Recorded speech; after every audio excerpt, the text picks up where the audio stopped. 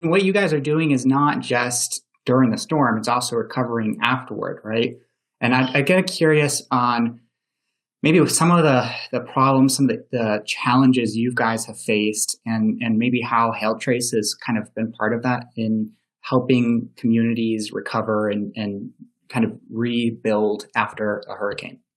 Yeah. So one of the things many people don't realize is that when these hurricanes come and people start evacuating, law enforcement and EMS services stand down when the winds hit 45 miles an hour or greater, and the riffraff comes out. These are the hurricane heist type. The bad element starts to surface and starts going out and looting things. That's why it's always been a critical part that we have a security team that travels with us and also is there for our clients on our clients' assets, so they're not the ones getting hit.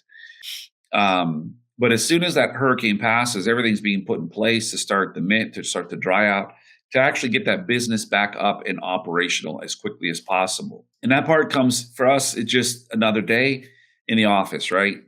Look at the damage, assess it, detail it out, work with the adjusters, look at the comprehensive scope of what's in the claim, the policy, how this is going to be built back, and lean on the insurance experts that are advocating for that property owner to make sure that they're getting made whole, alongside our contractors that are in there to rebuild the place, put it back, and restore this facility. One of the things that comes up from time to time is what was the prior historical weather data that was at this asset? Was there a hailstorm there that impacted this roof that might diminish the value of it? Was there a prior wind event that this roof failed as a result of a prior wind event?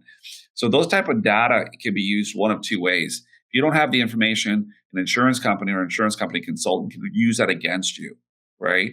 But those tools, many times, are the tools that we rely on with our engineers, our roofing forensic experts to prove a case for the adjusters that are battling or the attorney that the owner's hired to be able to actually factually present what was the information, what was the status of that roof or that building facade or the component, what is the historical weather data that might have impacted or not impacted it, and then move forward accordingly. But facts are facts. Facts always rule. That's what drives these cases. And it's a huge difference for a property or not having proper weather data that says, oh, well, the winds were only 80 mile an hour. No, it was 95 with 125, 130 mile an hour gusts. And this area specifically had a rain wrap tornado that showed on the weather maps from HailTrace that there was a tornado that ripped through this specific area.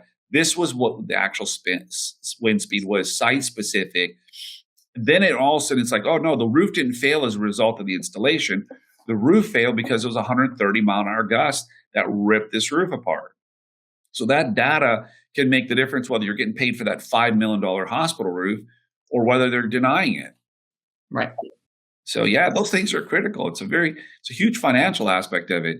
And for me, anybody that has commercial property, multifamily property, any type of large property should actually sign up for your program and be a part of it. It'd be very beneficial for them, especially if they're dealing with an event or just simply to track it, just to be that much more advised as to tracking the storm and assisting them in that insurance recovery process. Absolutely. Right.